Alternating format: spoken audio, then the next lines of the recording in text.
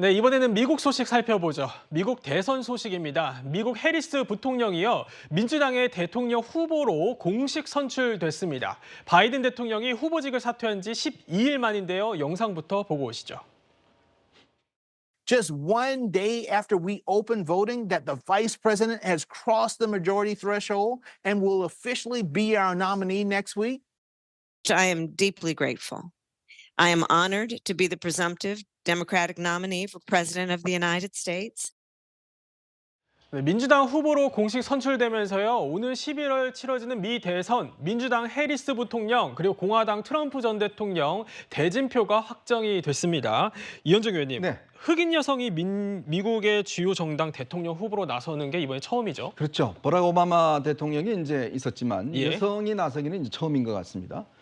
미국 같은 경우는 이제 지금 전당대회가 제가 8월 18일 정도, 19일인가요? 그때 이제 열리는 걸로 알고 있는데 그동안은 사실은 이제 바이든 대통령이 이제 후보였지 않습니까? 예. 바이든 대통령이 각 주별로 확보한 대의원들이 있어요.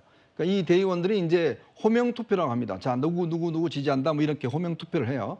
근데 문제는 이제 바이든 대통령이 사퇴를 했기 때문에 이 확보한 대의원들이 호명 투표를 통해서 지금 캐멀라 해리스 이제 해리스 부통령을 이제 지명을 한 거죠. 예. 그래서 이게 과반이 넘었습니다. 그래서 해리스 부통령이 지금 이제 공식적으로 민주당의 대선 후보로 선출이 된 겁니다.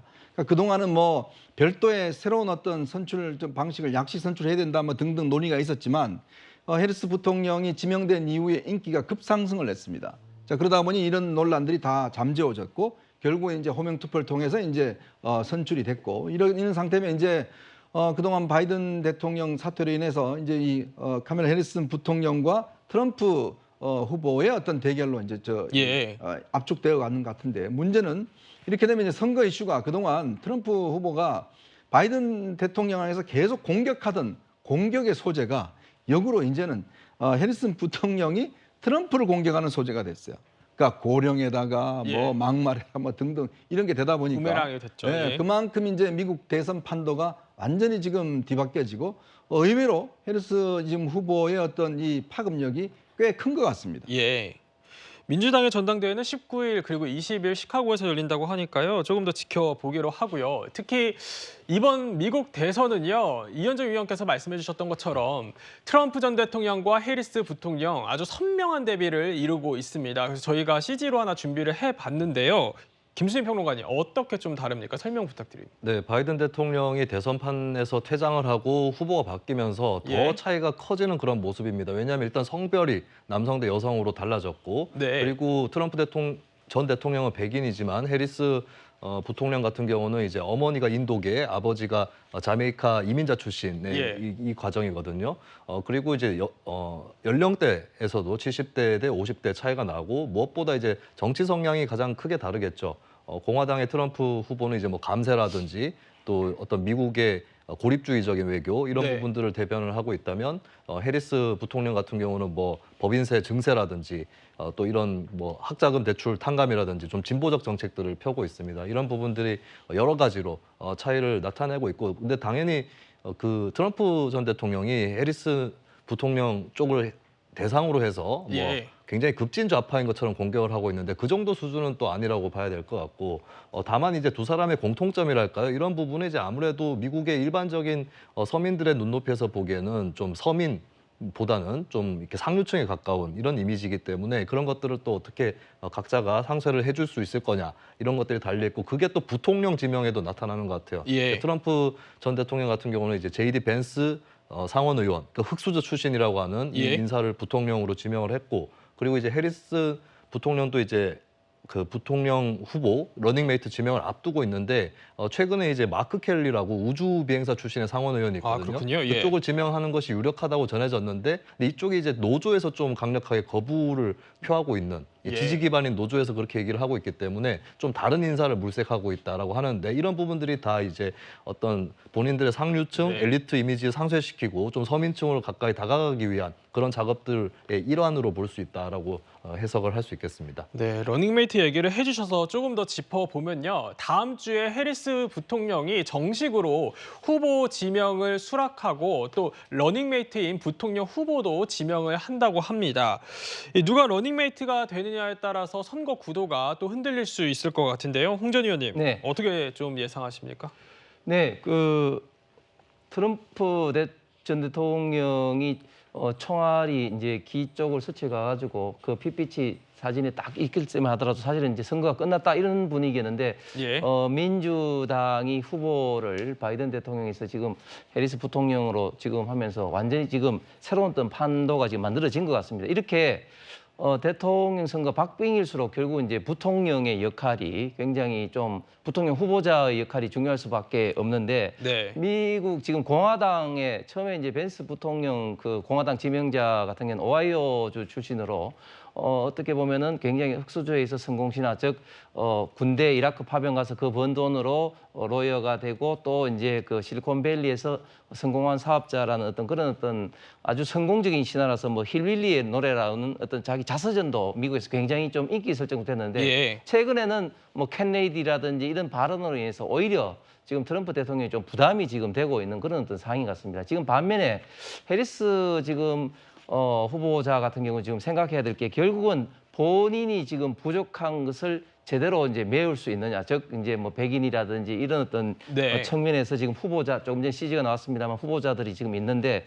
그 중에서도 또 고려해야 될 사항은 제가 볼 때는 경합주의인 것 같습니다. 지금 미국은 통상적으로 선거인단을 전부 이제 성자 독식 구조이기 때문에 경합주에서 어떻게 승부가 나느냐가 굉장히 중요한 문제인데 예. 지금 이제 거명되고 있는 후보군 중에서 펜실베니아 주지사와 그리고 이제 애리조나 그 마컬리 상원은 이 두 개가 지금 경합주입니다. 그렇기 때문에 이 경합주를 그렇죠. 또 어떻게 예. 할 거냐 이것도 아마 그 민주당에서 해리스 특히 부통령이 후보자 즉 이제 그 부통령 후보자를 지명하는 데 있어서 굉장히 좀 중요하게 판단할 그런 사항이라고 보여집니다. 펜실베니아, 애리조나 아주 대표적인 경합주다 보니까 여기를 고려한 선택지일 거다라는 해석을 주셨는데 최 교수님, 해리스 부통령 기세 초반 기세 정말 만만치 않더라고요. 네. 지난달 선거 자금 모금액을 보면요, 트럼프 전 대통령의 선거 자금 모금액보다 2배 이상인 것으로 나타났다고 합니다. 그야말로 초반 돌풍을 증명하는 것 같은데 어떻게 예. 좀 보십니까? 맞는 말씀이에요. 그리고 전체적으로 저기에서 또 하나 우리가 눈여겨봐야 할 게 뭐냐면요. 전체 모금액 66%, 약 17만 명이 예. 처음으로 후원하는 사람이에요. 그 그렇군요. 말은 예. 기존의 어떤 지지층을 넘어서서 중도 확장이나 아니면 정치에 관심 없는 분들도 후원에 참여하게끔 만들었다고 하는 것이니까요. 해리스에 대한 기대가 그만큼 커지고 있다는 것이고 중도 확장력이 엄청나게 크다라고 볼 수 있습니다. 흑인 출신인데요. 남편은 또 유대인계 백인이에요. 그러니까 백인들의 지지도 얼마든지 끌어낼 수 있는 장점을 갖고 있다는 점, 그런 점들이 사실은 해리스가 갖고 있는 강점이라고 보여지고요. 계속 그 트럼프 후보가 바이든 후보에 대해서 계속 공격했던 게 고령의 정신적인 문제 이런 문제가 공격을 했었는데 본인이 도리어 이제 그런 공격을 받게 되는 상황이 되고 참신하면서도 또 하나 눈에 띄는 건 뭐냐면 부통령이었지만 사실은 별로 그렇게 큰 역할이 없었어요. 바이든 예. 대통령 시절에. 그래서 신선감이 있는 거예요. 그러니까 새로운 인물이라는 어떤 시도 이런 부분들이 트럼프는 이미 검증돼서 여러 가지 문제점이 발견됐고 지금 재판도 많이 받고 있잖아요. 해리스가 갖고 있는 특징은 잘 알려지지 않았지만 그래도 신선한 인물이라고 하는 부분들이 또 새로운 인물을 찾는 미국 시민들의 어떤 지지를 끌어내는 중요한 요소가 되고 있다는 점, 이런 점들이 결국은 해리스라고 하는 후보가 초반에 많은 사람들의 인기를 누리면서 전체적으로 지지를 끌어올리는 중요한 요인들이 되지 않나 그렇게 생각을 합니다. 네, 미국 대선에 또 다른 관심사가 있습니다. 여성 대통령의 남편을 칭하는 이 퍼스트 레이디가 아니라 퍼스트 젠틀맨이 나올 거냐라는 건데요. 이현정 의원님, 네. 해리스 부통령 같은 경우에는 동갑내기 남편 변호사 에모프 네. 변호사가 있죠. 어떤 인물입니까? 이분 아마 여러분들 혹시 익숙할지 모르겠는데 예. 윤석열 대통령 취임식 때 왔던 그렇죠. 예. 와서 그때 와서 또 뭐 우리 시장도 가고 홍석천 씨하고 같이 또 영상도 찍기도 하고 네. 그래서 우리한테는 좀 익숙한 인물이기도 합니다. 이분은 서던 캘리포니아대를 나와서 미디어와 엔터테인먼트 분야의 변호사로 일을 했습니다. 일을 하다가 지금 이제 해리스 부통령과 이제 재혼을 한 상황이에요. 그렇군요. 그래서 예. 본인이 이 부인의 어떤 뒷바라지를 하기 위해서 활동하는 데서 벗어나서 이제 변호사도 그만두고 워싱턴 D.C.로 이사 와서 거기서 지금 내조 활동을 하고 있습니다. 예. 자, 그리고 이제 본인은 조지 워싱턴 때 이제 겸임 교수로 그렇게 활동하고 있는데 최근에 이제 벤스 부통령 후보가 이제 캣 레이디라는 이제 비판을 했지 않습니까? 그 이야기가 네. 뭐냐면 아이가 없는 어떤 여성들, 고양이만 키우는 이런 비판을 했는데 그러니까 이제 근데 문제는 지금 해리스 부통령이 본인이 낳은 아이는 없지만 지금 재혼한 이제 이 에모프 변호사의 이제 그 남매가 있습니다. 그러니까 그러다 보니까 아 무슨 소리냐 지금 우리 나 두 아들 딸이 있다 이렇게 이제 이야기를 해서 또 그것이 논란이 되고 아마 이 두 이제 자녀들이 또 본인의 엄마를 굉장히 또 옹호하는 그런 이야기를 많이 했어요. 이제 그러다 보니 또 이것이 하나의 쟁점이 되는 것 같고 어쨌건 아무래도 이제 해리스 부통령이 만약에 대통령이 된다면 처음으로 이제 퍼스트 허즈번드가 나오지 않겠는가 그런 예. 생각이 듭니다. 네, 트럼프 전 대통령 얘기를 해보죠. 이런 가운데 해리스 부통령을 향해서 트럼프 전 대통령은 인종 정체성 문제를 꺼내들었습니다. I didn't know she was black until a number of years ago when she happened to turn black, and now she wants to be known as black. So I don't know, is she Indian or is she black? She was Indian all the way, and then all of a sudden she made a turn and she became a black person. 네, 트럼프 전 대통령이 경쟁자인 해리스 부통령을 겨냥해서 꺼내든 인종주의 발언에 대한 비판과 논란 적지 않습니다. 김수미 평론가님, 트럼프 전 대통령 마음이 좀 조급해졌다 이렇게 볼 수 있을까요? 네, 지금 방금 보셨던 그 자리에서 트럼프 예. 전 대통령이 했던 발언의 뜻은 해리스가 흑인이어서 문제다라는 것이 아니라 예. 해리스는 흑인이라는 것을 혹시 숨겨온 것은 아닌가, 최근 들어서 와서야 어필하는 거 아닌가, 이런 얘기를 한 거예요. 그러니까 이게 뭘로 읽히냐면 사실 흑인에 대한 공격이라기보다는 네. 굳이 이제 여러 사람들을 가지고 뭐 흑인이냐, 인도 쪽이냐 이렇게 갈라치기를 하는 것으로, 그러니까 좀 다른 문제예요, 이것은. 근데 물론 그것도 굉장히 더 심각한 문제로 받아들여질 수 있고, 특히 이제 인종차별을 해소한다고 하는 것이 누가 어떤 인종이고 이걸 뭐 중시하는 그런 것이 아니라 오히려 그런 거에 이제 묻어내지는 사회를 지향하는 거거든요. 그런 의미에서는 트럼프 전 대통령 이번 발언, 흑인 유권자의 표심을 노린답시고 한 발언이었을 수는 있겠지만 네. 더욱 더 심한 인종차별이 아니냐 이런 지적을 받을 수밖에 없을 것 같고, 트럼프 전 대통령이 피격 이후에 직후에 좀 공식석상에서 보이는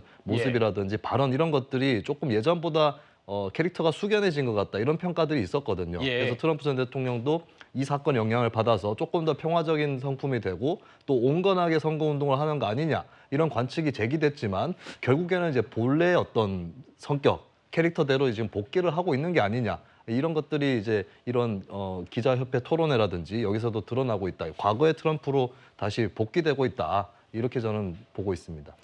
네, 한 가지 더 질문을 해보죠. 피격 사건 말씀을 하셔서요. 이 여진이 계속되고 있거든요. 경호 실패 비판을 받은 비밀 경호국이요. 사건 당일에 경찰이 발신한 결정적인 무전 메시지를 수신하지 못했다. 이런 보도가 있던데 어떤 내용입니까?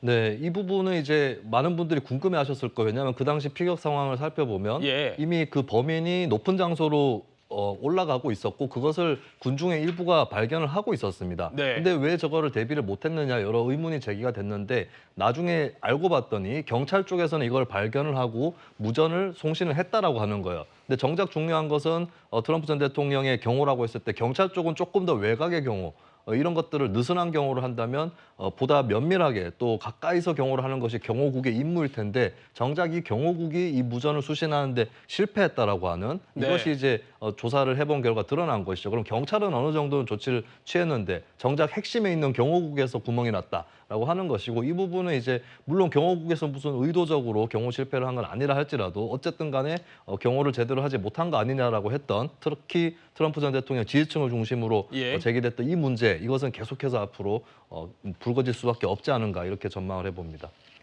네, 바이든 대 트럼프에서 해리스 대 트럼프로 다시 재편이 된 미국 대선. 100일도 채 남지 않았습니다. 누가 되느냐에 따라서 한반도 안보와 경제 지형이 출렁일 수 있는 만큼요. 계속해서 저희들이 소식 전해드리도록 하겠습니다. 60초 후에 뵙겠습니다.